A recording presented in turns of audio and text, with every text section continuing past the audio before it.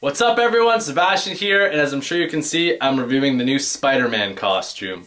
And if you're wondering, Sebastian, why are you wearing your Spider-Man costume? Well, I essentially look for any instance that I can to wear this thing because I love it. Now, do I love the new Civil War Spidey costume? I'm conflicted. And a lot of that probably has to do with the fact that I really enjoyed The Amazing Spider-Man 2. I think I'm one of the few that was really upset with the idea to go and reboot it. I thought it was a really great movies, and the costume in that movie, being Spider-Man 2, I thought was perfect. If they kept that one for every Spider-Man iteration going forward, I would have been content. But alas, they did not. So let us get straight into my impressions of the new costume, starting with the most, I guess, noticeable feature, and that being the new eyes. These new lenses, it seems that they have properties where they can open and narrow, and that is animated, similarly to the new Deadpool movie.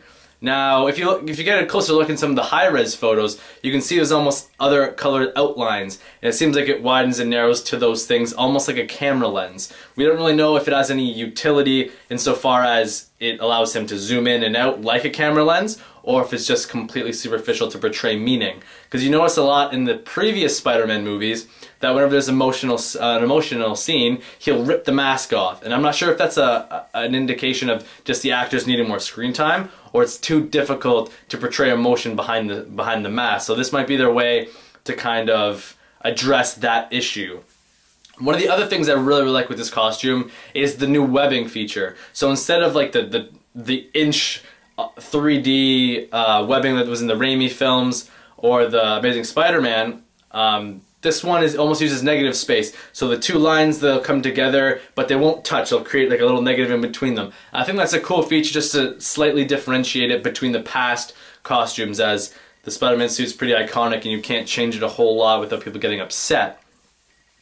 In regard to the symbol's a lot smaller, more streamlined. It's very basic, harkens back to some of the Alex Ross painting artwork, or the Steve Ditko era, which is more like classic, I guess, Spider-Man,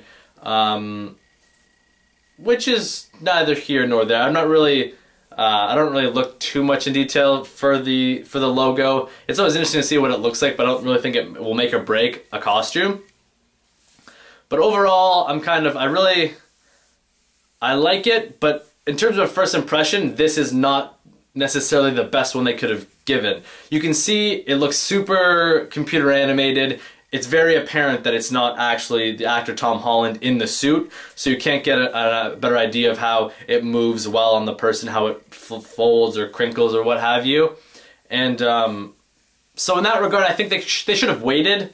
They should either waited for the movie to show it, or they should have waited to show an image where the actual actor is in the suit, so you can see kind of a better idea of what it would look like, and it won't look so fake or rubbery, where you can clearly go, okay, that's done on a computer. There's no person in that suit. Let me know in the comment section below what you thought about it. What was your favorite Spider-Man suit? Was it the Raimi one, the Mark Webb Amazing Spider-Man, like mine, Amazing Spider-Man 2 is my favorite, or this current Civil War costume? Sound off in the comments below. I'm really curious to hear your explanations as to which one's your favorite. And as always, guys, please hit that subscribe button. It means a lot to me. Thank you. More content coming soon. Spider-Man out!